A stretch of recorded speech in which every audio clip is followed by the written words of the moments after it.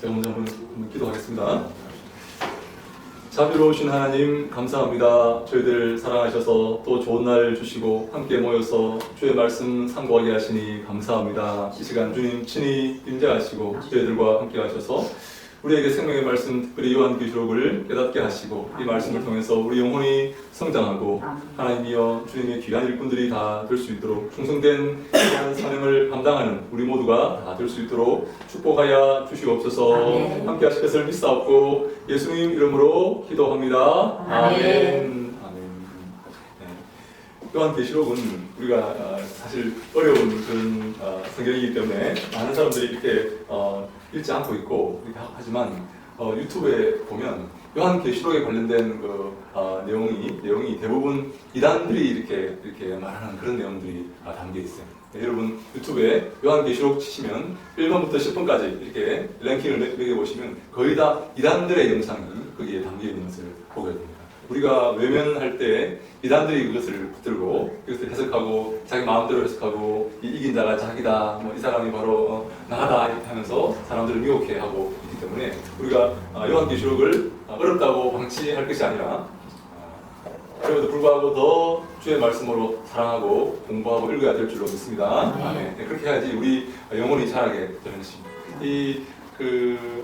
마귀가 예수님을 시험할 때 첫 번째 시험이 뭐였습니까? 이 돌을 떡으로 만들어 먹어라 그렇게 했죠. 근데 이 팔레스타인의 돌은 꼭 이 보리빵처럼 생겼어요. 그래서 그 40일 동안 금식하신 그 예수님께서 이 돌을 보실 때 빵처럼 여길 수도 있었다는 것이죠. 그래서 마귀는 그 틈을 놓치지 않고 이 돌을 빵으로 이렇게 만들어서 먹으라 이렇게 한 거죠. 그런데 예수님께서 뭐라고 말씀하십니까? 혹시 기억하십니까? 사람이 떡으로만 살 것이 아니요 하나님 입으로부터 나오는 모든 말씀으로 살 것이니라 그렇게 말씀하죠. 사람이 근데 하나님의 입으로부터 나오는 말씀으로 우리가 사는데 말씀으로 사는 것은 알겠는데 이 떡으로 밥 먹고 사는 게 아니라 말씀으로 사는 것은 알겠는데 중요한 게 뭐냐면 모든 말씀이라는 이 말씀입니다. 모든 말씀. 다시 말해 창세기 1장 1절부터 요한계시록 22장까지의 모든 말씀을 다 말하고 있는 거예요. 그래서 우리가 이 말씀이 어렵다고 패스 지나가고 그렇게 하면 안 됩니다. 혹시 우리 주영이 학생은 혹시 성경 읽다가 이게 내 마음에 찔리고 이게 내 말 너무 불쾌하다 이 말씀이 너무 이렇게 우리 사정도 이렇게 안 봐주시고 이렇게 너무 심하게 이렇게 말씀하시는 거 아닌가? 이 말씀은 패스 넘어가겠습니다. 혹시 그럴 때 없습니까? 잘 모르겠습니까? 네, 생각해 보세요. 네, 그런 적이 우리가 있을 수가 있어요, 그죠? 내 마음에 안 드는 말씀이 있을 수가 있어요. 나를 책망하고 내 마음을 아프게 하고 찌르는 그런 말씀이 생길 수가 있죠. 그죠? 그때 어떻게 해야 됩니까? 그 말씀을 그냥 넘어갈 확률이 많아요. 이 말씀은 나한테 안 맞아. 내가 싫어하는 말씀이 하고. 근데 성경은 뭐라고 말하냐면 모든 말씀으로 산다. 내게 나를 아프게 하는 말씀도 내 영혼의 양식이 되고 나를 힘겹게 하는 말씀도 내게 힘이 되고 내게 용기를 주는 그런 말씀이 될 수가 있기 때문에 우리가 계시록을 다른 모든 그 성경은 우리가 쉽게 읽고 재미있게 읽지만 계시록은 어려워한다면 계시록도 우리가 공부하면서 계시록의 내용을 잘 알아볼 필요가 있다는 거죠. 그래서 제가 마지막 때가 될수록 미혹해하는 영이 등장하거든요. 마지막에 가장 중요한 그 포인트가 이 미혹입니다. 미혹. 이 심지어 성도들까지도 미혹해서 지옥으로 끌고 가려고 마귀가 역사하는 그런 시기가 바로 마지막 때이기 때문에 근데 이 미혹이 하나님의 말씀을 잘 모르면 미혹을 당할 수가 있어요. 하나님의 말씀이 정확한 그 말씀 위에 우리 신앙이 서 있지 않으면 이 말씀 위에 우리 신앙이 세워져 있지 않으면 이 말씀이 흔들리면 넘어지게 돼요. 그래서 말씀을 듣고 행하는 자는 반석 위에 집을 지은 자 같고 말씀을 듣고 행하지 않는 다시 말해 말씀을 안 듣고 행하면 모래 위에 집을 짓는 사람이 되는 거예요. 그래서 창수가 나면 이것이 그냥 내가 세워놓았던 내가 그렇게 봉사하고 주여 내가 주의 이름으로 이것도 하고 내가 주의 이름으로 저것도 하고 내가 교회도 몇 개 세우고 내가 선교지에 내가 교회도 몇 개 선교사를 얼마나 돕고 했는데 말씀을 기초로 하지 않으면 세우지 않으면 창수가 날 때 다 무너지게 된다. 그래서 주님께서 내가 너를 모른다 그렇게 말씀하실 수도 있습니다. 말씀대로 안 했기 때문에 그런 것이죠. 말씀대로 해야 되는데 우리 신앙도 마찬가지로 말씀대로 신앙생활을 해야 되는데 말씀대로 하지 않고 자기 마음대로 신앙생활을 하는 사람들이 있어요. 그죠? 우리 집에 이번에 이렇게 큰 잔치가 벌어졌어요. 우리 집사님 좀 도와주세요. 품앗이해서 좀 다음에 우리가 집사님 가정에 일이 있으면 좀 도와드릴게요 이렇게 말하면서 품앗이로 이렇게 와서 도와주지 않습니까? 그죠? 그런데 그 도우러 온 사람이 주인 말을 안 듣고 자기 마음대로 이렇게 도와주면 될까요? 네. 너는 저기에서 뭐 야채 다듬고 너는 밥 안 치고 이렇게 주인이 시키는 대로 해야 되는데 주인 말대로 해야 되는데 말대로 하지 않고 와가지고 자기가 보고 내가 이거 도와야 되겠다 이거 해야 되겠다 이렇게 하면 이제 문제가 복잡해야 돼요. 차라리 안 오는 일만 못하는 그런 일이 벌어지는 거예요. 그래서 예수님 말씀대로 우리가 믿음 생활을 해야 합니다. 그래서 우리 하나님 말씀이 중요한데 그 요한계시록은 우리가 늘 잘 기억하기로 1장은 뭐를 이렇게 말하고 있냐면 예수는 누구신가를 말하고 있어요. 예수는 누구신가? 가장 중요한 게 바로 예수는 누구신가?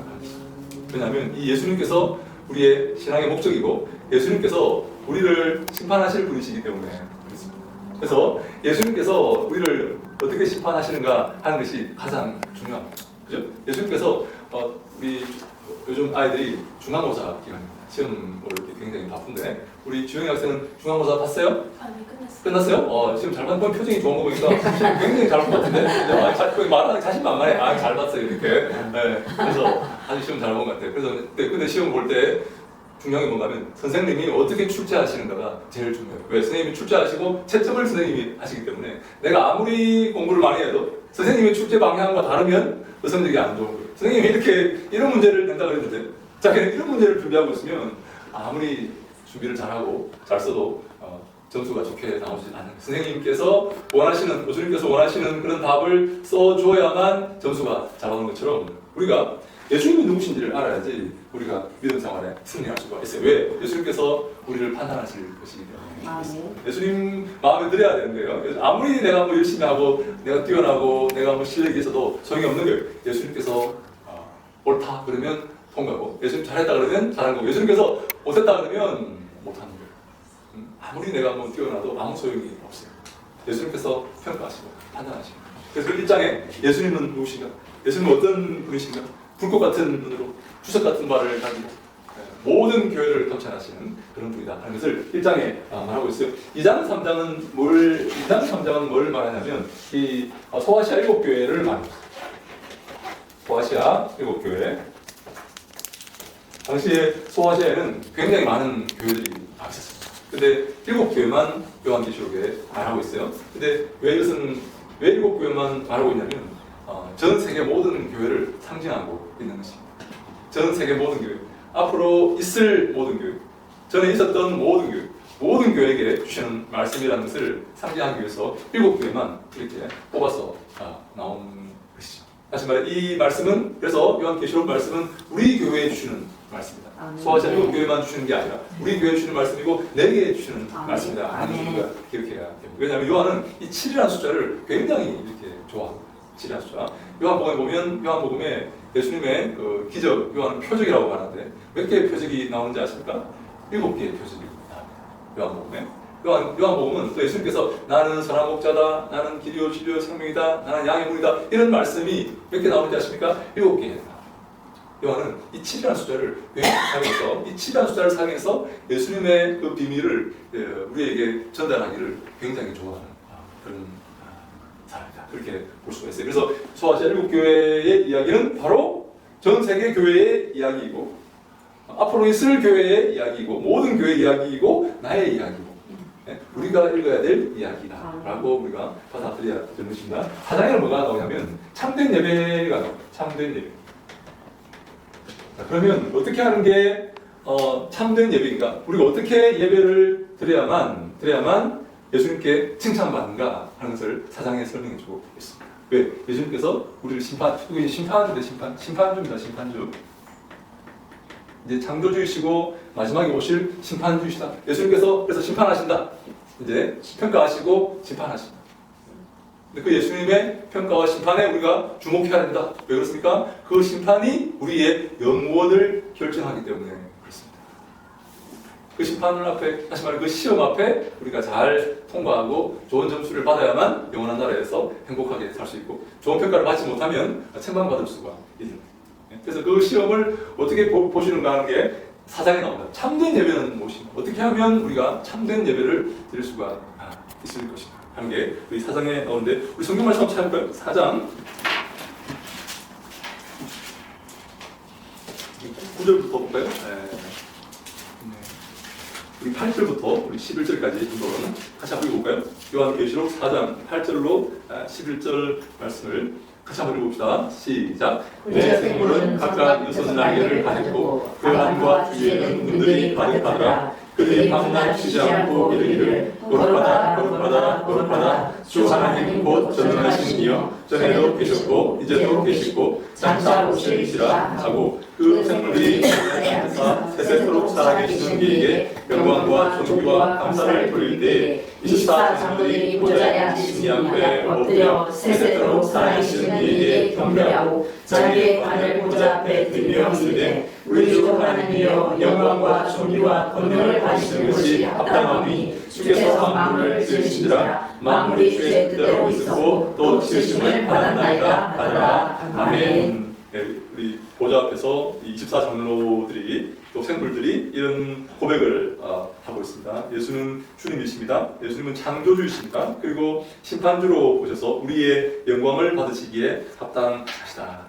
전에도 계셨고 이제도 계시고 장차 오실 이시다 라고 이렇게 고백을 하고 영원토록 살아계시는 이에게 경배하고 자기의 관을 보좌 앞에 드렸다라는 그런 명언들이 나옵니다. 어떤 예배를 드려야 하는가? 오직 예수를 주로 섬기는 예배를 드려야 한다라고 이렇게 볼 수가 있는 거예요. 예수님이 우리에게 주가 되시고 내가 예수님의 종이 되는 것, 이게 참된 예배라는 거죠. 내가 내 삶의 주인 되어서 예수를 나의 종으로 삼고 있지는 않습니까? 내 풍요와 내 형통을 위해서 예수님이 나를 도와야 되는 그런 존재로 혹시 생각하고 있지는 않습니까? 예수님이 주인 되시고 나는 내 머리의 관을, 내 상급을 예수님께 돌려드리는, 이것은 예수님께서 받으셔야 될 그런 상급입니다, 관입니다 라고 돌려줄 수 있는, 다시 말해 예수님이 내 삶의 주인 되는 그것이 참된 예배다 라고 이렇게 성경이 말하고 있는 것이죠. 제가 우리 교회 보면 그런 경우들이 많이 있는 것을 봅니다. 교회에 와서 교회를 하나의 자기의 형통을 위한, 풍요를 위한 하나의 도구로, 쉽게 이런 말 하죠. 교회에 다녔는데 왜 하나님 안 도와주세요? 왜 부자가 안 되죠? 점점 더 가난해지죠. 근데 저 어떤 사람 그런 사람 있습니다. 목사님, 교회 다니면 담배 끊을 수 있나요? 담배를 못 끊겠대요. 그래서 얼마나 꼴촌지.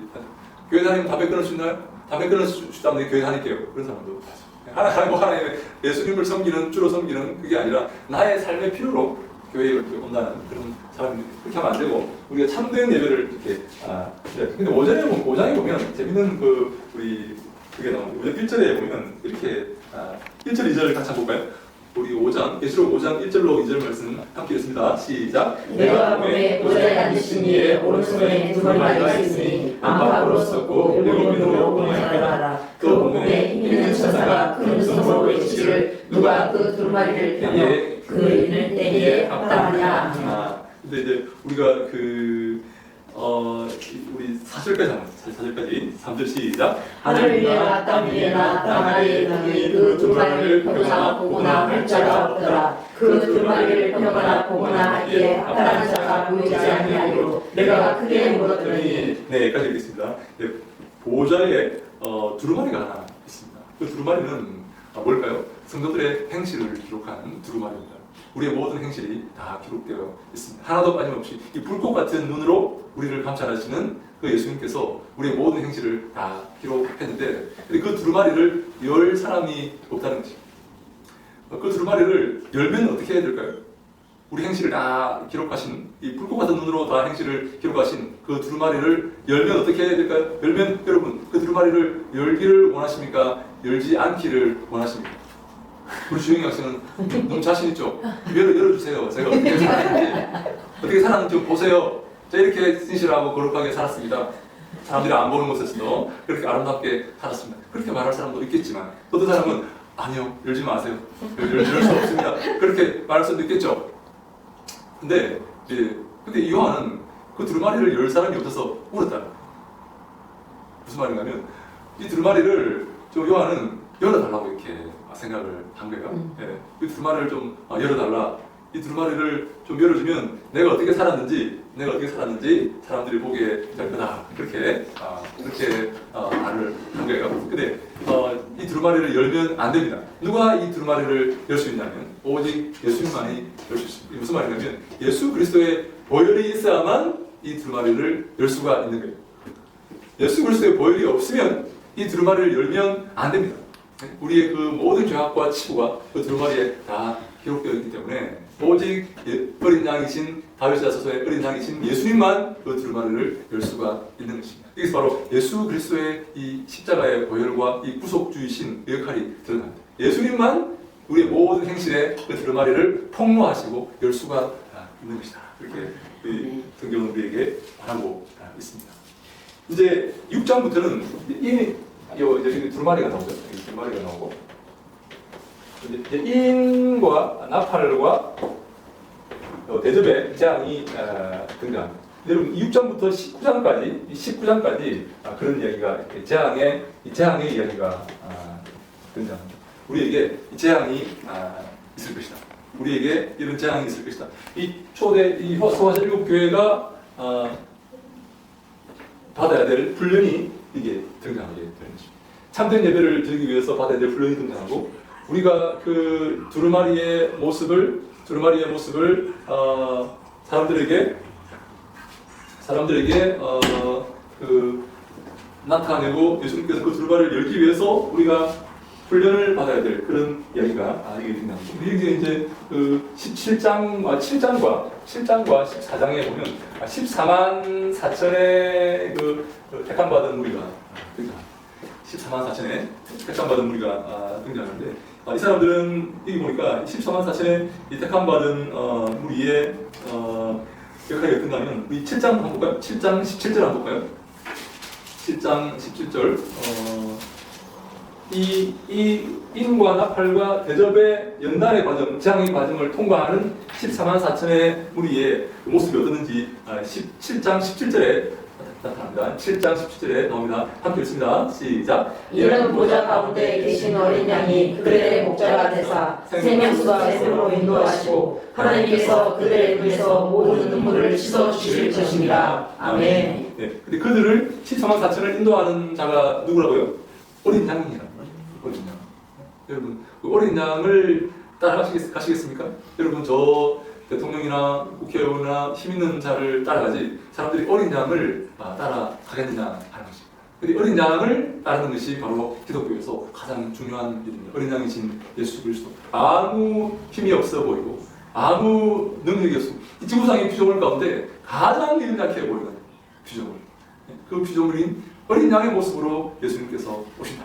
근데 그 어린 양이 우리의 목자가 되사 생명수 샘으로 인도하십니다. 하나님께서 그들의 눈에서 모든 눈물을 씻어줄 것입니다. 이 재앙의 시간들을 통과할 때 이 14만 4천은 훈련의 과정에서 눈물을 흘리게 됩니다. 내 죄를 고백하고 회개하고 바른 길로 가기 위해서 나를 교정하시는 이 재앙과 훈련의 기간 안에서 내가 눈물을 흘리게 될 것입니다. 그러나 어린 양 되신 그 목자 되신 예수님께서 우리를 생명수 샘으로 인도하실 것이다. 그래서 여러분 이 재앙이 6장부터 19장에 등장하는 이 인과 나팔과 이 대접의 재앙의 기간에 어떻게 해야 되겠습니까? 잘 인내하고 견뎌야 합니다. 여기서 마귀가 어떤 역할을 하냐면 우리를 배도하게 합니다. 마귀는 배도하게 합니다. 견디지 못하게 합니다. 이 재앙의 기간 동안에 우리를 위협하고 넘어뜨려서 악한 길로 우리를 인도하여서 바른 길에서 벗어나게 만들 것이다. 근데 우리는 이 재앙의 기간에, 이 혹독한 재앙의 기간에 끝까지 견뎌서 예수님께서 우리의 눈에서 눈물을 씻어줄 만큼 우리가 잘 견디는 그런 시간이 필요합니다. 여러분, 우리가 가는 이 길이 좁은 길, 어려운 길이라는 사실을 인정하십니까? 우리 앞에 대로가 놓여져 있고 편안한 그런 형통과 풍요가 기다리는 것이 아니라 우리 앞에 눈물이 있을 것이고 우리 믿음의 선배들이 그 길을 걸어갔죠. 믿음을 지키기 위해서 목숨을 걸어야 되겠습니다. 그 길을 통과해야만 여기 20장부터 22장에는 새하늘과 새 땅이 있는 새 땅. 새 예루살렘이 있는가? 새 예루살렘. 누구에게 이 새 하늘과 새 땅과 새 예루살렘의 칭찬과 상급이 주어진다고요? 이 재앙의 기간을 잘 견딘 사람, 배도하지 않고 예수를 배신하지 않고 재앙의 기간을 잘 눈에서 눈물을 흘리는 그 기간들을 잘 견딘 사람인데요. 우리 특별히 소아시아 7교회 가운데 빌라델비아 교회라는 교회가 있어요. 우리 한번 3장 8절 한번 볼까요? 계시록 3장 8절에 빌라델비아 교회라는 교회가 있는데 이 교회가 이 유명한 칭찬받은 교회죠. 근데 우리 이 교회가 어떻게 해서 칭찬받았는지 한번 3장 8절 말씀을 한번 읽어볼까요? 자, 시작. 볼지어다 내가 내 앞에 열린 문을 두었을 때 능히 닫을 사람이 없으리라. 내가 내 일을 아니 내가 작은 능력을 가지고도 내 말을 지키며 내 이름을 배반하지 아니하였도다. 아멘. 빌라델비아 교회가 칭찬받아서 이제 그 앞에 하나님께서 예수님께서 열린 문을 주시는데 어떻게 했기 때문에 그렇다고요? 너가 작은 능력을 가지고서도 내 말을 지키며 내 이름을 배반하지 않았다. 빌라델비아 교회는 결코 큰 교회가 아니었을 것입니다. 작은 능력을 이 땅에 영향력을 행사할 수 있는 큰 교회가 아니라 정말 작은 능력, 고난과 핍박이 오면 그것을 오롯이 감내해야만 하는 작은 능력을 가졌지만 어떻게 했다고요? 내 말을 지켰다. 예수님 말씀 버리고 예수님 말씀 모른 척하고 이 땅에 타협하며 산 게 아니라 끝까지 예수님 말씀을 끝까지 목숨 걸고 그리고 내 이름을 배반하지 않았다. 예수님 이름을 오직 예수만이 우리의 구원 되시고 예수만 나의 힘이 되고 도움이 된다는 이 예수의 이름을 배반하지 않았다. 여러분 예수님 이름을 배반하면 이 땅에서 마귀가 형통을 줄지도 이 땅에서 성공을 줄지도 마귀는 공중의 권세를 잡고 있기 때문에 이 땅의 것들을 우리에게 줄 수가 있습니다. 그래서 예수님께서 시험 받을 때 마귀가 이렇게 말하지 않습니까? 내게 절하면 내가 이 모든 영광을 내가 주겠다고 이렇게 말합니다. 마귀한테 절하면 이 영광을 우리가 받을 수 있을지도 몰라요. 우리가 마귀의 그 특징인 거짓말과 살인과 이런 것들을 우리가 우리의 그런 특징과 이런 걸로 삼으면 이 땅에서 형통할 수 있을지도 몰라요. 그죠? 혹시 여러분 그런 생각 해본 적 없습니까? 내가 마귀와 짝이 되어서 이 땅에 좀 형통하게 살아보고 싶다. 그런 생각 안 해봤습니까? 너무 내가 지질이도 이렇게 힘든 삶을 사니까 내가 마귀랑 손잡아서 하나님 나한테 별 도움이 안 되는 것 같아. 이렇게 내가 평생을 섬겼는데 평생을 내가 주를 섬겼는데 나한테 해준 거 하나도 없으시고 차라리 내가 마귀랑 손을 잡고 남은 인생을 내가 이렇게 행복하게 살면 어떨까? 혹시 그런 생각을 안 해봤습니까? 전혀 안 해봤습니까? 네. 가끔 해볼 때 있어요. 우리 빌라델비아 교회는요 적은 능력을 가지고 큰 능력이 크지 않습니다. 우리 교회 시장이 나오고 국회의원이 나오고 그런 교회가 아니에요. 아주 작은 교회고 겨우 몇 명을 유지하는 그런 교회고 박해가 다가오면 박해를 감당할 수밖에 없는 피할 수도 없는 막을 수도 없는 그런 자그마한 교회지만 내 말을 지키고 내 이름을 배반하지 아니하였다. 라고 이렇게 예수님께서 칭찬하십니다. 이 박해의 시간에, 이 재앙의 시간에 인과 나팔과 대적과 사탄과 용과 뱀과 온갖 이 미혹의 영들이 등장하고 개구리가 등장하고 이 택함 받은 백성까지도 넘어뜨리려고 하는 이 박해의 시간에 예수님 말씀을 지키고 예수 그리스도를 배반하지 아니하면 새 하늘과 새 땅에 들어갑니다. 새 예루살렘에 들어가서 그 아름다운 그 천국에 들어가서 영원히 행복하게 살 수가 있다. 그래서 이 소아시아 7교회, 다시 말해 모든 지상의 모든 교회는 예수님 누구신지 기억하고 심판주로 오실 예수님이 어떤 기준으로 심판하시는지를 기억하고 참된 예배가 무엇인지 기억하고 이 고난의 기간들, 심판의 기간, 연단의 기간을 잘 견디면 새 하늘과 새 땅에 들어가게 될 것이다. 새 예루살렘에 무사히 들어가게 될 것이다. 만약에 이 연단의 기간, 재앙의 기간, 불륜의 기간을 인내하지 못하고 넘어진다든지 배도한다든지 마귀와 손을 잡는다든지 할 때 그는 불모세 되죠. 불모세. 심판의 대상입니다. 그래서 요한 계시록이 이 마지막 때를 살아가는 우리에게 꼭 제가 지금까지 잠깐 요한 계시록을 기호를 말씀을 드렸는데 혹시 질문 있습니까? 요한 계시록 전체 내용들을 잠깐 훑어보셨는데 궁금하신 내용이나 이해가 안 되시는 그런 내용이 있습니까? 네, 그래서 저는 요한 계시록이 마지막 시대를 살아가는 우리에게 꼭 필요한 말씀이고 요한 계시록을 바로 이해할 줄 알아야 되겠다. 마귀가 이거를 붙들고 어려우니까 붙들고 자기 마음대로 이렇게 해석하고 설명하고 하는데 그게 현혹되는 게 아니라 우리가 바로 이해하고 마지막 때를 잘 준비하는 그런 성경 말씀이 되어야 되겠다. 그런 취지로 우리가 요한계시록을 절대로 포기할 수 없다는 그런 것입니다. 여러분 요한계시록이 어렵기 때문에 심지어 존 칼빈, 종교교육자, 우리 장로교 성시자라고 할 수 있는 존 칼빈도 요한계시록의 주석을 쓰지를 못했어요. 다른 모든 성경은 다 주의를 했는데 요한계시록만 주의를 했어요. 사람들이 물어봤습니다. 요한계시록은 왜 주의를 하지 않습니까? 너무 어렵다. 너무 복잡하다. 주의를 못했어요. 근데 우리가 요한계시록을 포기하지 않고 요한계시록이 뭔지를 잘 곰곰이 내 양식으로 삼을 때 마지막 때 우리가 만교의 시험 앞에 넘어가지 않고 더 든든히 서서 믿음의 신앙생활을 잘 할 수 있으리라 믿습니다. 아멘. 두루마리 예전에 그 배울 때 그 하나님의 말씀을 그 두루마리에 적어서 이렇게 주고 그랬다 그러는데 저희가 성도의 행실을 네. 이 두루마리로 요한이 네. 이렇게 했다는 거는 저는 진짜 그렇게 읽었는데도 그거의 두루마리가 뭐지? 저는 사실 그랬었거든요. 그러니까 이게 이 성경을 읽는데도 네.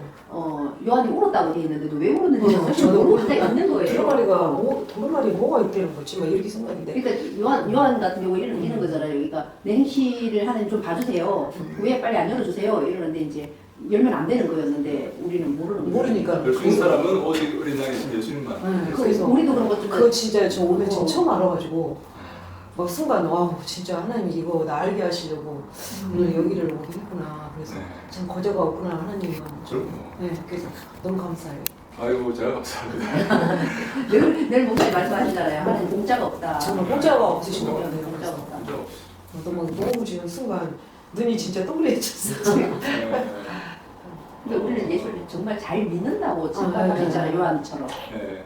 근데도 불구하고 요한도 그걸 열면 안 되는 거였는데 우리는 네. 진짜 너무 착각하고 이런 거니까. 그래서 네. 모르고 그냥 내가 얼마나 열심히 했는지 하는 좀 지나가고. 봐주려고 그럴 것 같거든.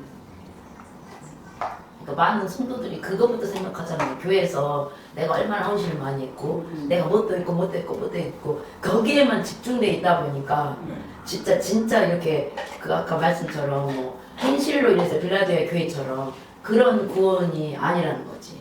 예, 그러니까 저는 아까 이 빌라델피아 교회를 딱 목사님 말씀하시면서 정확하게 안 거잖아요. 몰랐으니까. 이 빌라델피아 교회가 네. 이제 필라델피아 교회가 이제 칭찬만 받은 이제 교회인데 작은 교회지만 내 말을 지키고 내 이름을 변하지 않는 그것 때문에 네. 칭찬을 받는. 네, 그러니까 그게 정확한 포커스가 돼야 되잖아요. 우리가 네. 신앙생활에. 네. 근데 많은 교회들이 그게 아니잖아요. 예. 네, 그러니까 근데 이게 보면 다짐하는 시간이 되더라고요. 맞아요. 우리가 좀 유명한 교회가 하나 있는데 라우디게아 교회라는 교회가 있는데요. 이 라우디게아 교회는 아주 어목한 책망을 받는 그런 교회인데요. 이 3장 17절 한번 볼까요? 3장 17절 우리 계시록 3장 17절로 마지막 때까지 왜 제가 라우디게아 교회를 주목하냐면요. 이 책망 받는데 어떻게 책망을 받는지를 우리가 한번 봐야 됩니다. 왜냐하면 우리가 책망받는 교회가 되면 안 되기 때문에 그런 거죠. 아멘. 네, 3장 17절로 마지막 절까지 같이 한번 우리 주영 씨가 한번 크게 읽어볼까요? 네. 17절 17절부터. 내가 말하기를 나는 부자라 부유하여 부족한 것이 없다 하나 내 궁고한 것과 가련한 것과 가난한 것과 눈먼 것과 벌거벗은 것을 알지 못하는도다. 내가 너를 권하노니 내게서 불로 연단한 금을 사서 부유하게 하고 흰옷을 사서 입어 벌거벗은 수치를 보이지 않게 하고 안약을 사서 눈에 달라보게 하라. 무릇 내가 사랑하는 자를 책망하여 징계하노니 그러므로 내가 열심을 대라 회개하라. 볼지어다 내가 문 밖에 서서 두드리노니 누구든지 내 음성을 듣고 문을 열면 내가 그에게로 들어가 그와 더불어 먹고 그는 나와 더불어 먹으리라. 이기는 그에게는 내가 내 보좌와 함께 앉게 하여 주기를 내가 이기고 아버지의 보좌에 함께 앉은 것과 같이 하리라. 기 있는 자는 성령이 교회들에게 하시는 말씀을 들을지어다. 네. 라우디게아 교회는 굉장히 부자 교회였습니다. 라우디게아라는 도시 자체가 부자 도시입니다. 나중에 한번 시간 되시면 이 라우디게아 성지순례 한번 이렇게 가볼 수 있겠지만 그 도시는 옛날 큰 지진으로 다 폐허가 됐는데 외부의 도움을 받지 않고 자체적으로 그것을 다 재건했던 아주 부유한 도시입니다. 거기는 그래서 우리 17절에 보니까 나는 부자라 부유하여 부족한 것이 없다 하나 이렇게 말. 라오디게아 교회가 라오디게아 도시도 마찬가지고 라오디게아 교회가 나는 부자라 부요하여 부족한 것이 없다라고 고백할 만큼 부요한 그런 곳이었다. 여러분 얼마나 부요했으면 우리는 부자야 부요해서 부족한 것이 없어 라고 공공연하게 얘기하고 다닐 만큼 그렇게 부유한 곳이었는데 예수님께서 뭐라고 말씀하신가 하면 너의 곤고한 것과 가련한 것과 가난한 것과 눈먼 것과 벌거벗은 것을 알지 못하는 자다. 너의 영혼은 가난하고 곤고하고 벌거벗고 눈멀어 있다. 이렇게 이 라오디게아 교회 땅은요 그 배를 만드는 그런 공장에서 아주 옷이 패션 그런 도시였대요. 마치 이태리 밀라노처럼 패션 도시였대요. 라오디게아 도시는 안약을 만드는 그런 공장이 있어서 눈에 이렇게 눈병이 없는 그런 도시인데 예수님께서 뭐라고 말씀하시냐면 너의 벌거벗은 것을 보라는 거예요. 그렇게 좋은 옷을 걸치고 다니는 그 라오디게아 교회 교인들에게 너의 벌거벗은 이것은 뭔가 하면 영적인 벌거벗은 너 지금 아름다운 옷을 입고 다니지 너의 벌거벗은 것을 기억하라. 영적인 벌거벗은 것을 기억하라. 너희 안약을 발라가지고 눈이 다 좋은데 다 좋지 너의 영적인 맹인됨을 기억하라. 이해되십니까 여러분? 그렇게 부유합니다. 너의 가난하고 곤고한 것을 기억하라. 우리는 이 외적으로 보지만 영혼이 어떻게 되는지를 봐야 해요. 영혼이 가난하고 곤고하고 벌거벗고 눈이 멀어 있다는 거예요. 예수님께서 그걸 정말 아까 우리 집사님 말씀하신 것처럼 우리가 주 이름으로 이것도 하고 저것도 하고 다 했습니다. 주님 내가 이렇게 봉사하고 내가 교회를 몇 개 짓고 내가 이렇게 섬기고 했습니다. 주님께서 어떻게 평가하시냐. 그래서 예수님께서 내가 언제 너 그거 하라 그랬어? 나는 늘 몰라. 이렇게 말할 수가 있다. 주님께서 우리를 어떻게 평가하시는가가 중요하고 그게 맞춰서 우리가 봉사하고 신앙생활을 해야지 내가 좋아하는 대로 내가 마음대로 하면 안 된다. 그래서 아까 말씀하신 대로 말씀이 우리에게 뭘 말하고 있냐 하는 것을 아는 것이 중요해요. 말씀대로 봉사하고 말씀대로 신앙생활하고 말씀대로 그 좋은 길을 걸어가서 말씀대로 우리가 평가를 받게 해요. 마치 이 시험 문제 같은 거예요. 텍스트 교과서 같은 거예요. 교과서에 의지해서 우리가 공부하고 일하고 해서 평가를 받아야지 성경이 말하지 않는 엉뚱한 행동을 하면서 내가 믿음 생활 잘했다 그렇게 말하면 아무 소용이 없는 거예요. 그래서 우리 이거 보면 이 19절에 보니까 우리는 내가 사랑하는 자를 책망하여 징계하노니 그러므로 네가 열심을 내라 회개하라. 그리고 20절에 보니까 유명한 말씀이 나오죠. 볼지어다 내가 문 밖에 서서 두드리노니 이렇게 말합니다. 예수님께서 라오디게아 교회 문 밖에 서 있게 되는 것입니다. 왜 그렇습니까? 왜 예수님께서 자기 교회인데 그 교회의 주인이 예수님인데 교회는 예수님 머리로 하는 몸된 교회인데 왜 예수님께서 문 밖에 서 계실까요? 예수님을 쫓아내는 것입니다. 우리가 주인되고 내 마음대로 하려고 말씀대로 하지 않고 내 마음대로 하려고 예수님을 그 교회 주인 대신 예수님을 쫓아내요. 그래서 문 밖에서 문을 두드리고 있는 여기는 내 교회인데 문을 열어다오 내가 들어가서 주인 되겠다 그렇게 말씀을 하시는 거죠. 근데 이게 유명한 또 말씀이 나오는데 21절에 이기는 그에게는 내가 내 보좌에 함께 하여 주기를 내가 아버지 보좌에 함께 앉는 것 같이 하겠다. 내가 아버지 보좌 우편에 앉는 것처럼 이기는 그 어떤 싸움에서 이기는 것입니까? 어떤 싸움을 말하고 있죠? 어떤 싸움에서 이기라는 말씀이죠? 예수 그리스도를 구주로 모시는 싸움에서 이기라는 거죠. 다시 말해 이 라오디게아 교회는 내가 주인 되어서 내가 마음대로 하기 위해서 예수 그리스도를 교회 밖으로 쫓아내었는데 그래서 예수님 지금 문 밖에 서서 문을 두드리고 계시는데 이 싸움 예수 그리스도를 주인으로 모시고 그 말씀에 순종하는 이 싸움 그 말씀에 복종하는 이 싸움에서 이기는 자는 하늘 보좌 우편에 함께 될 것이다 라고 말씀합니다. 교회를 많이 짓고 봉사를 많이 하고 헌금을 많이 해서 하늘 보좌 우편에 예수님 자리에 앉는 게 아니라 예수님 보좌 우편에 앉는 게 아니라 이 싸움에서 이길 때 예수 그리스도를 구주로 모시는 이 싸움에서 내가 이길 때 내가 내 보좌에 예수님 보좌에 함께 될 것이다 이렇게 말씀을 하는 것입니다. 이 싸움이 바로 우리에게 있는 것입니다. 내가 주인 되는 게 아니라 말씀대로 그래서 여러분 요즘 내가 신학교 강의하면서 늘 느끼는 게 그겁니다. 점점 더 말씀을 안 읽는구나. 점점 말씀에 관심이 없어요. 제가 신학 공부할 때만 해도 밤새워서 막 이렇게 막 토론하고 밤새 책 읽고 막 이렇게 요즘은요 우리 신학생들이 책도 잘 안 읽어요. 네. 성경도 잘 안 읽어요. 네. 지금 물을 보면 몰라요. 물두 이렇게 뜨고 있어요. 네. 그래서 점점 이 말씀이 이렇게 어두워지는 그런 시대가 됩니다. 점점 말씀에 관심이 고리타분하고 이것은 뭐 나를 힘들게 하고 여러분이 우리 소위 말하는 율법을 613개라 이렇게 표현하거든요. 율법이 이렇게 613개라고 말하는데 이 중에 248개는 하라는 거고 365개는 하지 말라는 하지 마라. 이 율법이라는 것은 여러분 명령인데 명령 그죠? 율법에 여러분 예수는 하나님 말씀에 토를 달 수 있습니까? 하나님 싫어요. 하기 싫어요. 이렇게 하라. 내 부모를 공경하라. 네, 하기 싫어요. 이렇게 토를 달 수 없죠. 이 명령이란 말이에요. 명령. 근데 여러분 이 명령이 하라는 명령이 248개고 하지 말라는 명령이 365개인데 전 구약을 통틀어 볼 때 이 명령이 점점 더 우리의 현대인들에게 외면을 받고 있어요. 왜? 지금 명령하는 시대가 아니에요. 우리 학생들에게 누가 명령하면 학생들이 기꺼이 순종하고 따르겠습니까? 옛날에는 공동에 들은 거 명령하면 다 따랐어요. 우리는 하루에 안 맞으면 기분 이상해 치고 가는데 기분 이상해 오늘 안 맞았다 이상한데 그래서 매 시간마다 맞아요. 매 시간마다 두들기 맞고 하는데 그래서 뭐 누가 명령하면 당연하게 생각하는데 요즘은 점점 더 명령하는 것에 사람들이 거부감을 가지게 누가 강압적으로 꼰대처럼 이렇게 하면 거부감을 가지게 점점 사람들이 성경을 읽지 않습니다. 모릅니다. 미안하게 이렇게 표현해서 그렇지만 몰라요. 성경이 뭘 말하는지 모르고 그래서 너무 안타까운 게 하나님의 말씀이 우리를 어떻게 평가하고 심판할 것인지 성경에 나와 있는데 성경은 몰라요. 읽지도 않고 알고 싶지 않아요. 그렇게 하면서 어떻게 좋은 성적을 받기를 원하는지 공부를 안 하면서 시험 범위가 있는데 공부를 안 하면서 어떻게 좋은 성적을 받기를 원할 수가 있겠습니까?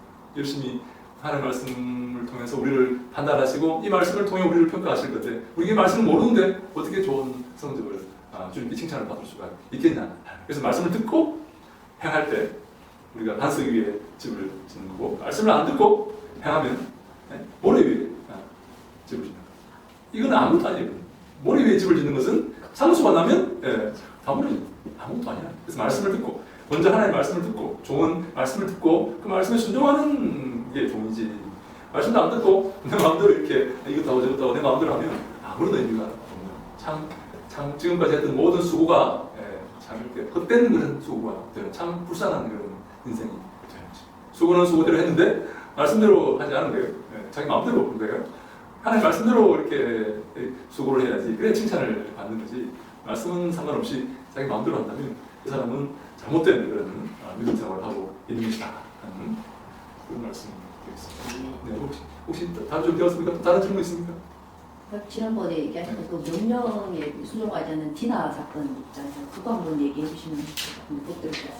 디나 사건이요. 네. 디나 사건이요. 처음 들어봤어요.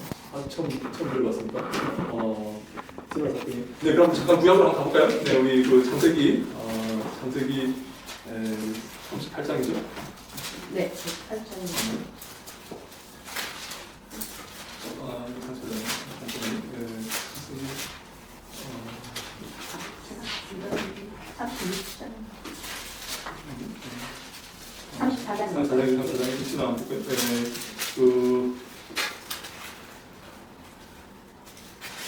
이 34장 1절에 이런 말씀이 있어요.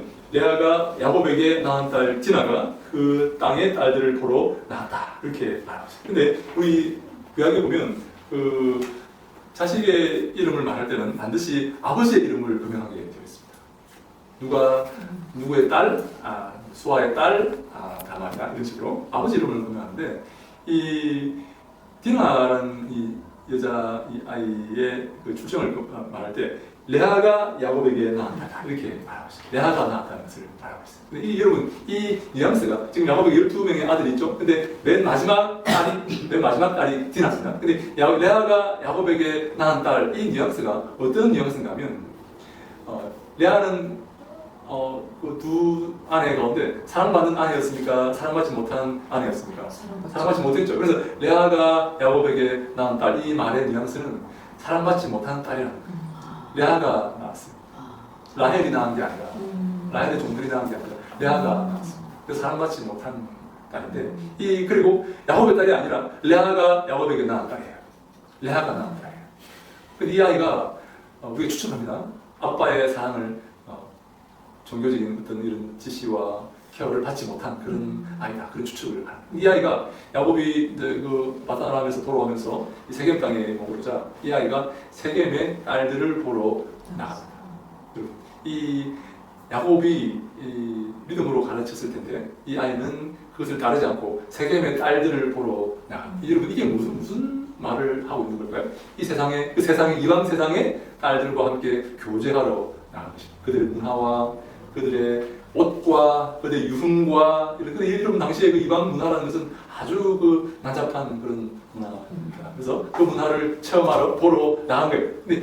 근데 야곱이 그것을 기뻐했을까요? 허용했을까요? 허용하지 않았는데 제가 볼 때는 허용하지 않았는데 그것을 즐거워해서 거기에 나갔다는 거예요. 근데 이게 한 번 실수로 나간 게 아니라 이 아이가 틈만 나면 이렇게 나갔다고 보게 되는 거죠. 근데 나가서 어떤 일을 당합니까? 그 세겜의 그 주장 아들 세겜에게 이렇게 강간을 당하는 그런 어려움을 당하죠. 근데 그 야곱이 이렇게 보면 그 7절에 보니까 이렇게 말합니다.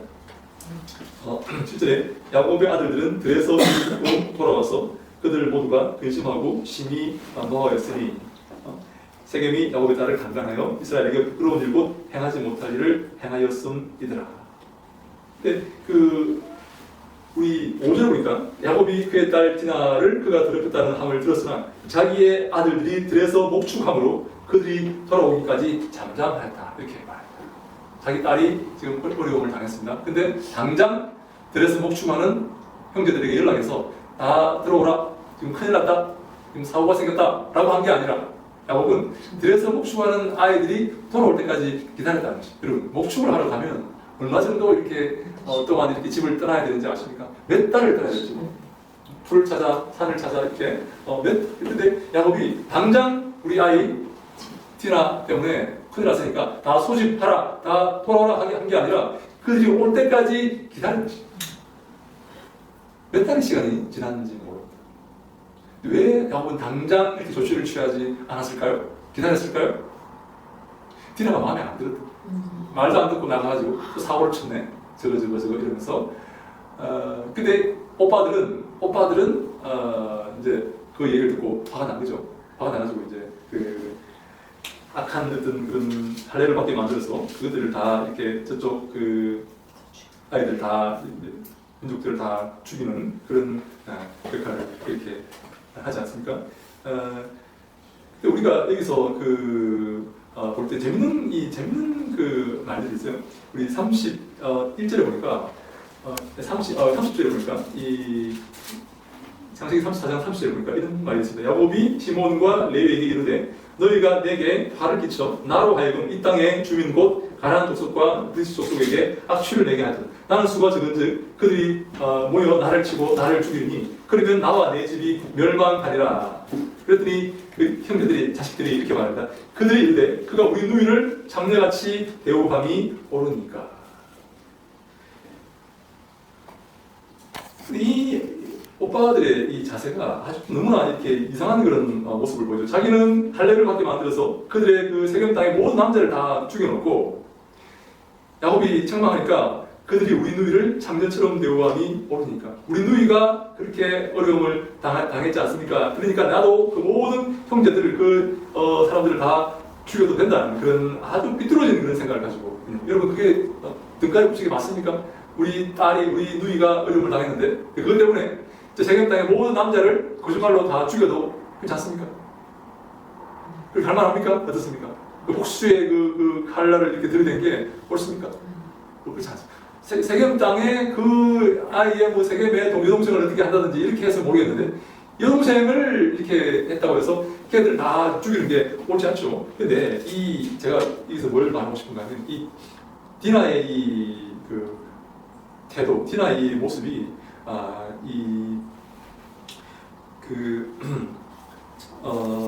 26절에 보면 이제 오랜 시간이 흘렀죠. 26절에 보면 칼로 하몰과 그 아들 세겜을 죽이고 디나를 세겜의 집에서 데려오고 모든 사람을 다 죽이고 25절에 보니까 제3일에 아직 그들이 아파할 때 야곱의 두 아들 디나의 오라버니 시몬과 레위가 각기 칼을 가지고 가서 몰래 그 성을 기습하여 그 모든 남자를 다 죽이고 칼로 하몰과 그의 아들 세겜을 죽이고 디나를 세겜의 집에서 데려왔다 이렇게 말하고 있어요. 다시 말해 지금 그 야곱의 아들들이 특히 시몬과 레위가 거짓말해서 4월 동안 할례를 받게 만들어서 고통 가운데 있을 때 칼을 가지고 들어가서 그 성에 있는 남자들 다 죽이고 그 하몰의 집에 있던 디나를 데리고 왔다는 거예요. 다시 말해 디나가 하몰의 집에 있었다. 디나가 여러분 강제로 감금되어 있었겠습니까? 아니면 자발적으로 하몰의 집에 남기로 했을까요? 누가 그랬죠? 자발적이라고. 그랬습니다. 네. 다른 분들 어떻습니까? 디나가 자발적으로 하몰의 집에 남았을까요? 아니면 감금되어 있었을까요? 자발적. 디나가 하몰의 집에 있는 걸 좋아하는 거예요. 아버지 집이 아니라, 야곱의 집이 아니라, 그럼 당연히 돌아와서 아버지 잘못했어요. 내가 아버지 말 안 듣고 이렇게 해서 그럼 당했어요라고 이렇게 고백한 게 아니라 하몰의 집에 있는 것을 좋아하는 거예요. 세상을 사모하는 그런 디나의 모습을 보게 됩니다. 그래서 어려움을 당하게 돼요. 아버지 말을 안 듣고 하나님 말씀을 안 듣고 야곱이 그렇게 했음에도 불구하고 말씀 듣지 않고 세겜 땅에 가서 그 땅의 딸들과 교제하고 그 땅의 딸들과 사귀면서 유흥을 즐기고 하는 그것을 그리고 어려움을 당했으면 회개하고 돌아와야 돼요. 네. 그렇지 않고 하몰의 집에 살고 있는 거예요. 이 하나님 말씀을 대하는 태도가 그렇게 되면 안 된다. 말씀을 듣고 우리가 그 명령을 따를 때, 이 명령을 따를 때 내 말을 지키고 내 이름을 배반하지 않을 때 우리가 칭찬을 받게 되지만 예수님 하나님의 말씀을 외면하고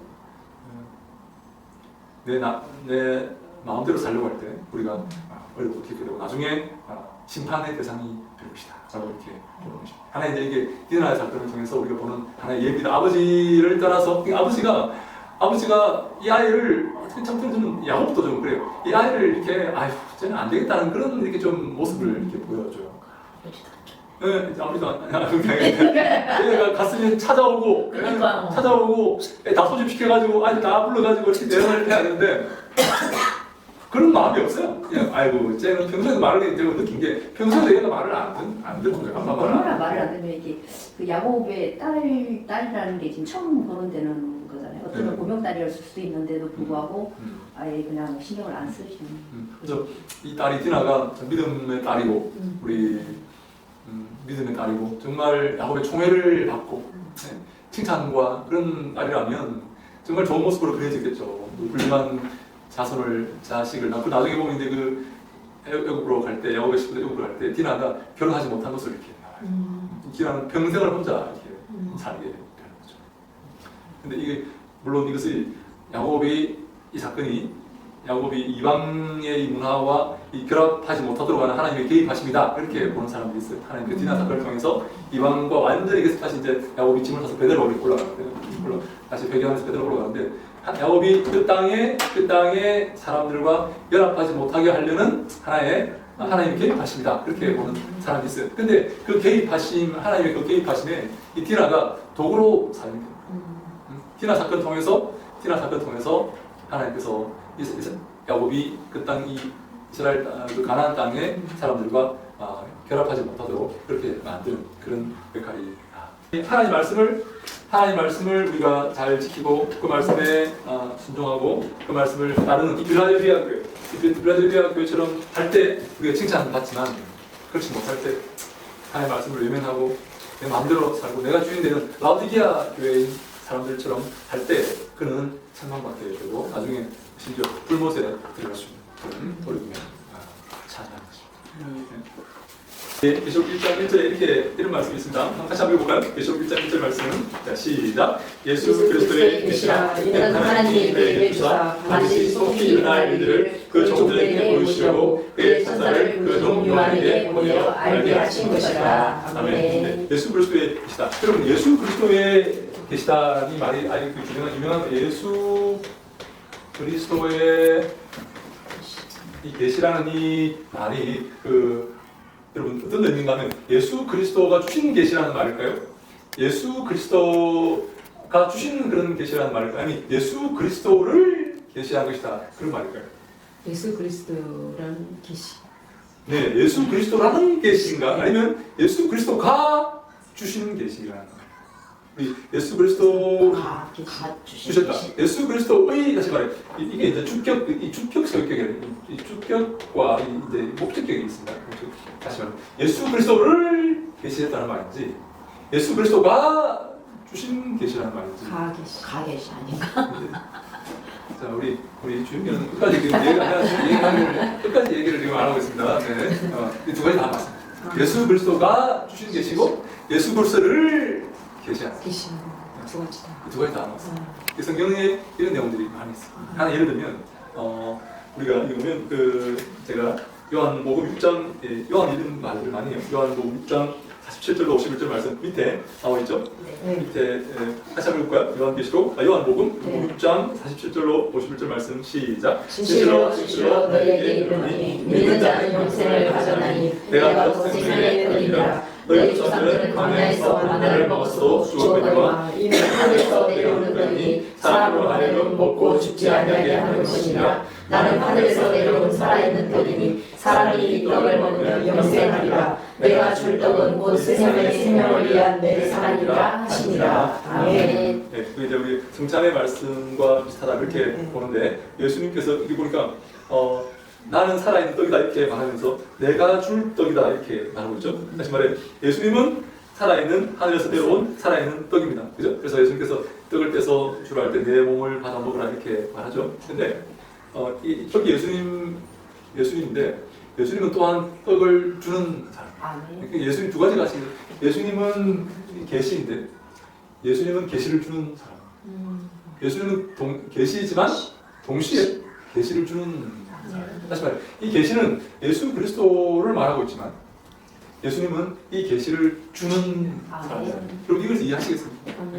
예수 그리스도는 떡이죠. 떡인데 예수 그리스도는 떡을 주는 사람. 그래서 예수 그리스도를 먹을 때 영혼의 양식이 되고 우리 생명의 양식이 되고. 근데 그 떡을 예수라는 떡을 누가 줍니까? 예수님이 주십니다. 두 가지가 항상 그래서 또 예수 그리스도의 계시를 할 때 예수에 관한 계시고 또 예수의 계시다. 예수가 주는 계시다. 이렇게 그래서 우리가 이 예수 그리스도는 알파와 오메가이고 우리의 모든 것이 여러분 아십니까? 우리는 하나님의 종교를 믿는 게 아니라 예수님의 종교를 믿습니다. 예수교인데 예수교 우리는 기독교 그리스도교죠. 하나님을 믿는다는 사람은 다 있어. 여호와의 성도 하나님 믿는다고 그러고 하나님 교회도 신천지도 하나님 믿는다고 그래요. 근데 예수님을 믿는지를 물어봐야 돼요. 예수 앞에 이게 나눠집니다. 예수를 하나님께서 보내신 하나님의 아들로 메시아로 우리의 구주로 믿느냐 믿지 못하느냐가 바로 우리의 신앙의 관건입니다. 하나님 믿습니다. 알라도 이슬람도 하나님 알라 신을 믿는다고 하고 온갖 데가 다 하나님을 믿는다고 말을 해요. 근데 예수를 믿는지를 물어봐요. 예수가 참된 메시아이고 참된 우리에게 오신 참된 구주인지를 믿느냐 안 믿느냐가 바로 우리 종교를 좌우하는 것입니다. 우리는 예수교를 믿고 있습니다. 네, 예수님께서 이렇게 우리에게 보이신 이 모든 것이 바로 참된 진리의 말씀이라는 것을 인정하는 그런 말이고요. 이 계시라는 말은 아포칼립시스라는 말인데요. 이 계시라는 말은 이 헬라어 아포칼립시스라는 말인데요. 이 아포칼립시스라는 말은 원래 무슨 말이냐면 드러냄이라는 그런 말인데요. 이 말은 또한 한 가지 의미가 되는다면 이 묵시문학이라는 묵시라는 말을 이렇게 쓰는 그런 말입니다. 우리 옛날의 성경은 묵시록이라 이렇게 말도 했죠. 그래서 이 묵시라는 말은 무슨 말이냐면 그래서 여러분이 요한계시록을 이해할 때 이 묵시라는 말을 저는 좀 이해를 해주시면 너무 좋겠다는 생각이 드는데요. 왜냐하면 이 묵시문학이라는 것은 어떤 특정한 시간의 시대에 탄생한 하나의 문학 장르입니다. 특정한 시대 어떤 시대인가 하면 이제 이 바벨론이 등장해서 유다를 망하게 하고 페르시아 이 바사가 등장하고 그 바사죠. 이 바사가 멸망하자 헬라 제국이 등장합니다. 그죠? 헬라 제국 그리스 제국이 등장하죠. 그리스 제국이 등장 헬라를 일으킨 왕은 알렉산더라는 왕입니다. 알렉산더라는 이 왕은 누구의 제자인가하면 아리스토텔레스라는 사람의 제자입니다. 아리스토텔레스는 누군가 하면 그리스의 철학자죠. 최초로 인본주의의 가르침을 선포했던 사람. 이 아리스토텔레스가 당시에는 많은 사람들이 이 어떤 이 신적인 어떤 것들을 이렇게 추구하고 신적인 어떤 이 모습들을 많이 이렇게 주장했는데 또 예가 하나 있는데요. 이 아리스토텔레스가 알렉산드를 붙들고 공부를 하는데 동굴에서 공부를 했죠. 동굴에서 공부했는데 찻잔을 옆에 이렇게 차를 마시면서 찻잔을 이렇게 물을 끓이고 있었는데 찻잔에서 나오는 그 수증기가 동굴 천장에 이렇게 부딪혀서 이 물방울에서 떨어지는 그런 모습이 있었어요. 그래서 아리스토텔레스가 알렉산더에게 이렇게 말합니다. 이 헬라 제국의 장시자 알렉산더에게 이렇게 말합니다. 얘야, 저기를 봐라. 사람들은 기우제를 지내서 하늘의 신이 비를 내린다고 생각했지만 그게 아니라 땅에서 수증기가 올라와서 저 찬 공기와 부딪히면 그게 응고가 되어서 결정이 되어서 물이 되어서 떨어지는 거란다. 그게 바로 비란다. 이렇게 말합니다. 이 아리스토텔레스가 그렇게 살아왔거든요. 지금은 사람들이 비가 오면 기우제를 지내고 두려워해서 막 이렇게 막 하는 그런 모습을 가지고 있는데 이 아리스토텔레스가 그것을 이렇게 하면서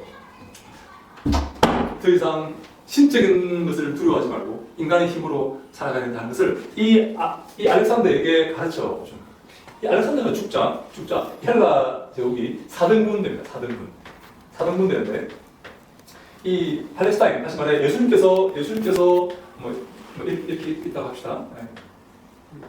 여기 지중해고 여기 홍해고 여기 갈릴리고 여기 나일강이고 이렇게 있다고 합시다. 요 지역을 이 하나 둘 셋 네 부분으로 이 헬라 제국이 유럽 제국이 나눠졌는데 이 부분을 이 통치했던 그 통치자가 있는데 이 안티오쿠스 에피파네스라는 사세인데 자기를 에피파네스라고 이렇게 불렀어요. 이 사람이 이 지역을 통치했던 사람이 요 내 장군이 알렉산더가 죽자 내 장군이 그 제국을 4등분했는데 요 지역을 통치했던 사람이 안티오쿠스 에피파네스라는 사람인데 이 사람은 알렉산더만큼 인본주의에 아주 투철한 그런 사람이었어요. 그래서 모든 이 땅에 종교는 다 없애고 인본주의를 사람이 중심이 되는 인본주의를 가르쳤던 사람이 바로 안티오쿠스 에피파네스라는 사람. 근데 여기는 뭐가 있습니까? 예루살렘이 있고 여기는 유대교라는 유대교와 이 안티오쿠스 에피파네스가 여기 와가지고 성전을 완전히 박살내고 성전에 돼지피를 뿌리고 할례받은 아이들 다 죽이고 부모 다 죽이고 율법을 가지고 있는 사람 다 죽이고 어마어마한 박해를 여기서 그래서 여러분 지구상에서 가장 큰 박해가 뭐냐 이렇게 물어보면 아우슈비츠에서 히틀러가 유대 600만 명을 가스실에서 죽인 것이다 그렇게 말합니다. 가장 큰 박해.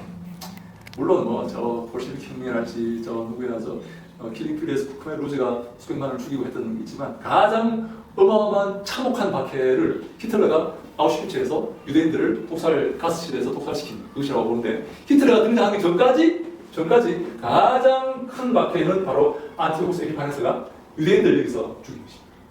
어마어마한 숫자의 유대인들 여기서 한 사람이 죽인. 다시 말해 인본주의하고 인본주의 사람이 중심이 되는 인본주의와 유대교의 신본주의가 충돌하는 거죠. 충돌해서 이 안티오쿠스 에피파네스가 유대교의 신본주의를 완전히 박살내기 위해서 여기서 어마어마한 박해를 합니다. 이때 사람들이 유대인들이 어떤 문학을 하나 발전시킵니다. 저항문학이죠. 저항문학. 다시 말해 이 안티오쿠스 에피파네스는 사탄이고 우리는 반드시 승리한다 하는 이런 문학이 있어요. 문학이. 옛날에 우리 이육사의 여러분 그런 우리 혹시 기억납니까? 빼앗긴 들에도 봄은 오는가? 여러분 혹시 그런 시가 기억나십니까? 우리 옛날에 배웠던 막 그런 게 있는데 빼앗긴 일제시대 때 우리를 강제 침탈했던 빼앗긴 들에도 3월이 되면 그 들에도 과연 봄이 올 것인가 하는 거죠. 봄은 오겠죠. 그러나 과연 우리 영혼의 봄이 올 거냐는 그런 이제 질문이죠. 이 자연적인 봄은 오겠죠. 시간 되면 3월 되면 봄은 오니까. 근데 과연 이 나라 정신에도 봄은 올 건가? 지금 일제시대 때 압제당하고 있는 그 상황을 이제 비관적으로 보는 거죠. 그런 형태의 이 문학 작품이 여기서 등장합니다. 여기서 이 어마어마한 박해 앞에서 다시 말해 얘들은 언젠가는 사탄은 멸망할 거고 유대교와 이 신본주의는 언젠가는 승리할 거다 하는 그런 문학이 마치 우리 일제시대 때 등장했던 것처럼 등장하는데 이런 문학이 바로 무시 문학이라는 문학입니다. 이런 문제. 반드시 묵시문학은 중요한 그 하나의 요소가 있죠. 사탄은 반드시 멸망하고, 지금 우리를 겨루는 사탄은 멸망하고, 우리는 견디면 여기서 배교하지 않고 견디면 승리할 거다 하는 이런 형태의 문학이 당시에 많이 이렇게 생겨나게 되었습니다. 유대인들이 이런 형태의 문학을 많이 만들어서 글을 만들어서 사람들이 읽게 하면서 배도하지 말자, 그런 취지로 사탄은 반드시 멸망할 거다, 우리가 잘 견디면 우리는 반드시 하나님의 도우심으로 승리하게 될 거다 하는 그런 형태의 문학을 묵시라고 이렇게 했는데, 이 요한계시록이 꼭 그런 형태를 가지고 있습니다. 요한계시록 비슷하게 말하면 사탄이 등장하는데 우리가 견디면 우리 승리할 거다. 그죠? 근데 여기서 약간 우리가 요한계시록이 묵시문학적 형태를 따르고 있지만 약간 다른 게 있어요. 한 가지 뭔가 하면 이 묵시문학을 여기서 묵시문학을 쓰는 사람들은 반드시 가명을 썼습니다. 가명. 에녹의 사명. 에녹은 언제 사람이에요? 저 창세기에 나오는 사람인데, 근데 왜 실명 쓰지 않고 가명을 썼을까요? 잡혀죽기 때문에. 근데 요한은 지금 가명을 쓰지 않았어요. 왜냐하면 요한은 지금 어디 있습니까? 요한계시록 쓸 때 어디 같이 있죠? 반모습에 같이 있기 때문에 가명을 쓸 수가 없어요. 그래서 요한계시록을 요한이 안 썼다 그렇게 주장하는 많은 사람이 있지만, 요한이 쓴 것이 맞습니다. 그리고 여기에서 등장하는, 여기에서 이 소위 묵시문학, 소위 당시의 묵시문학에 등장하는 이 안에 뭐가 등장하냐면 많은 기호와 숫자와 비유가 등장합니다. 여기 사탄은 죽고 우리가 견디면 반드시 승리하게 될 거다 하는 이런 형태의 묵시문학에 등장하는 게 뭔가하면 기호와 숫자와 비유와 환상과 이런 것들입니다. 왜냐하면 이런 것들을 그 로마 이 헬라인들이 읽고 해석하면 유대인들을 더 핍박하는 그런 도구로 사용하겠죠. 그래서 헬라인들이 읽지 못하게 유대인들만 알 수 있도록 기호와 144,666 환상과 무슨 병마가 나타나는 숫자 이런 것들 이렇게 말을 타고 다니는 두 명이 다닌다는 것들, 이런 것들이 등장하는. 근데 이런 것들이 여러분 요한계시록을 쓸 때 당시 초대교회 소아시 7교회 사람들은 요한의 그 부호와 숫자와 환상과 비유 이런 것들을 이해를 했을까요? 못했을까요? 했을. 당시 사람들은 이해를 했을. 근데 우리는 지금 이해를 못해요. 당시는 요한이 있었는데 이 사람들이 애매모호하면 안 되겠죠, 그죠? 이 사람들은 초대교회 소아시 7교회 사람들은 이해를 했겠지만 우리는 지금 잘 몰라요. 그래서 알아가는 과정에 있는 거죠. 그래서 중요한 게 뭐가 마치 이 헬라 핍박하는 자들이 이런 부호와 숫자와 기호와 환상과 이런 것들을 이해를 못해서 그들이 지금 무슨 얘기를 하고 있는지 모르듯이 우리도 모를 수가 있기 때문에 우리는 열심히 공부해서 이 부호와 기호와 숫자가 무슨 의미인지를 잘 이렇게 보아야 되겠다. 이게 바로 계시라는 의미입니다. 그래서 이 계시라는 말은 두 가지 의미가 있습니다. 예수 그리스도께서 주신 계시고 예수 그리스도의 계시고 동시에 묵시문학을 가리키는 그런 말이다. 당시에 기독교 극심한 박해 아래에 있을 때 이 복음을 몰래 전하기 위해서 사람들이 가면을 쓰면서 기호와 묵시와 숫자와 이런 것들을 사용해서 그들의 복음을 전했던 그것이 바로 이 계시 문학이고 묵시 문학이다. 우리 뒤에 이 페이지 보면 이런 말이 있어요. 반드시 속히 일어날 일이다 이렇게 말하고 있어요. 이 계시가 반드시 일어나는데 속히 일어나게 될 것이다. 절대로 지체하지 않을 것이다. 그래서 어떻게 하라고요? 견디라는 거예요. 잘 견디는 그런 모습을 우리가 가져야 되는 거죠. 근데 그 계시에 보면 밑에 보면 하나님과 예수 그리스도와 천사와 요한과 종들 이 계시의 통로가 있습니다. 하나님께서 예수 그리스도에게 주셨고 예수는 천사들에게 그것을 주셨고 천사는 종 요한에게 주었고 요한은 7교회 사도들에게 그 담임 목사들에게 주었다 이렇게 말하는 거예요. 1장 1절에 보니까 예수 그리스도의 계시를 이는 하나님이 그에게 주사 반드시 속히 일어날 일들을 그 종들에게 보이시려고 그 천사를 그 종 요한에게 보내서 그 종들에게 주시니 그런 내용이 하나님과 예수 그리스도와 천사와 요한과 종들 이 통로를 이렇게 거쳐간다. 여러분 그런 마음을 혹시 가지신 적이 없습니까? 하나님이 다이렉트로 나한테 주시지 왜 이렇게 거쳐서 이렇게 주시는 것입니다. 그런 사람이 있습니까? 어젯밤에 하나님 나한테 뭐라고 말씀하셨어. 우리 담임 목사님 틀렸대. 어떤 권사 틀렸대. 우리가 그런 분 혹시 안 만나고 있어요? 그런 사람 있습니다. 하나님은 절대로 다이렉트로 그 사람에게 어떤 중요한 메시지를, 교회의 중요한 메시지를 전하지 않는다는 거죠. 통로를 반드시 거친다. 하나님, 예수님, 천사, 요한, 다음에 그 담임 목사 이게 줘서 담임 목사의 입술을 통해서 그 교회의 말씀을 전한다는 거죠. 물론 우리가 큐티하면서 하나님의 내적인 감동을 받을 수가 있죠. 근데 그거를 마치 어떤 하나님의 계시냐 이렇게 하나님 우리 교회의 미래를 나한테 보여주셨어 이렇게 말하면 안 된다는 거죠. 네. 하나님께서 교회의 미래를 자기에게 보여주실 바에야 담임 목사는 왜 있는 거지? 그럼 자기가 담임 목사는 있죠. 그런 많은 잘못된 이 계시를 받았다는 직통 계시를 받았다는 그런 사람들이 많이 있어요. 절대 그렇게 하면 안 되겠다. 하나님은 우리에게 반드시 통로를 통하신다는 거죠. 하나님과 예수 그리스도와 그리고 천사들과 요한과 또 그 종들 이렇게 마지막으로 우리 3페이지 보면 이 1장 3절을 보니까 1장 3절 말씀을 함께 읽어볼까요? 시작. 이 예언의 말씀을 읽는 자와 듣는 자와 그 가운데 기록한 것을 지키는 자는 복이 있나니 내가 가까움이라. 아멘. 3페이지 중간에 나오죠. 1장 3절 말씀 그죠? 읽는 자와 듣는 자와 그 가운데 기록한 것을 지키는 자는 복이 있나니 때가 가까이 이르기 때문에 무엇에 탐닉하고 무엇에 집중하는 자가 복이 있다고요? 이 예언의 말씀, 하나님의 말씀을 듣고 자가 복이 있다. 여러분 시편 1편에는 어떤 사람이 복이 있습니까? 누가 복이 있습니까?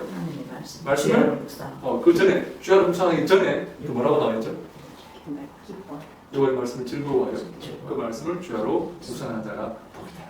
여러분 좋은 차 타고 좋은 집에 살고 풍요로운 삶을 누리는 그 사람이 복이 있는 게 아니라 하나님 말씀을 즐거워하고 그 말씀을 주야로 묵상하는 자가 복이다. 왜요? 때가 가깝기 때문에 때가 되었다는 거죠. 때가 이제 막바지에 이르기 때문에 하나님의 말씀에 창념하고 말씀에 관심을 가지고 말씀을 묵상하고 말씀을 지키는 자가 복이 되는 사람이다. 이렇게 말합니다. 이곳에 모인 우리 모두는 마지막 때 하나님 말씀에 창념하시기 바랍니다. 아멘. 말씀을 묵상하시기 바랍니다. 아멘. 그가 복이 있는 사람. 아멘. 다른 게 복이 있는 게 아니에요. 큰 일을 하는 게 복이 있는 게 아니에요. 말씀 붙들고 우리 주영이 학생 알겠습니까? 말씀 붙들고 얼마나 귀합니까? 이 젊어서 다 늙어서 이제 주 앞에 갈 때가 겁이 나가지고 겁이 나가지고 주 앞에 갈 때가 다 돼가지고 겁이 나가지고 내가 이래 살면 안 되지 그러니까 또 못하는 게 아니라 이 청춘을 하나님께 드리고 얼마나 주님 기뻐하시겠어요? 우리 요한은 또 희한하게 재밌게 계시록에 7가지 복을 말하고 있습니다. 그리고 1번 말씀을 듣고 읽고 지키는 자가 복이고 2번 주 안에서 죽는 자가 복이고 3번 깨어서 옷을 지키는 자가 옷은 성도의 행실을 말합니다. 여러분 성경에서 흰 옷은 성도의 행실을 말합니다.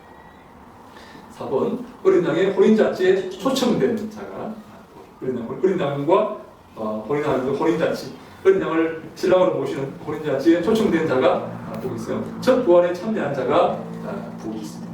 하나님의 말씀을 읽고는 하나님의 말씀을 지키는 자가 복이고 지금은 두루마리를 빠는 자, 이제 옷을 지키는 자하고 같은 문맥이죠. 이런 사람들이 마지막까지 외도하지 않고 하나님의 말씀을 지키며 이 고난의 시간을 잘 견디며 지나가는 사람이 하늘과 땅에 이르게 되고 새 예루살렘에 들어가게 된다는 것을 요한계시록이 우리에게 선포하고 있습니다. 아멘. 마지막 때 이 계시록의 말씀 꼭 붙들고 계시록 말씀에 우리가 해당되는 그런 사람이 돼야지 상관없는 그런 사람이 되면 안 되는 거죠. 계시록 말씀 붙들고 이 말씀이 내게 힘이 되고 질문 있습니까? 있습니까? 아니면 한번 같이 한번 1분간 같이 한번 기도합시다. 말씀을 이렇게 우리에게 이완 계시록 말씀을 허락하셨는데 말씀 붙들고 남은 인생을 그렇게 살게 하여 주시옵소서. 말씀을 사모하고 읽고 지키고 그 가운데 기록한 것을 잘 준행하는 우리가 복 있는 사람을 늘 기억하면서 마지막 때 끝까지 말씀 붙들고 인내하며 믿음으로 살아가는 우리가 되게 하여 주시옵소서. 기도하시고 마지막으로 우리 조장님께서 기도하시고 반갑습니다. 1분간 같이 기도합니다. 아버지 하나님 감사합니다. 주님 함께 하시고 이곳에 함께 모여서 성교신이 감사합니다.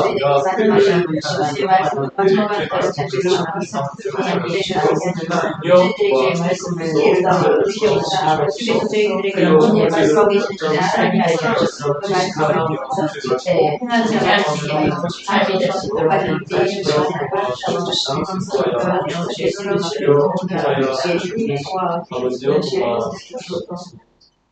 할렐루야. 감사하신 하나님, 참으로 감사하고 참으로 주 앞에 경배해 드립니다.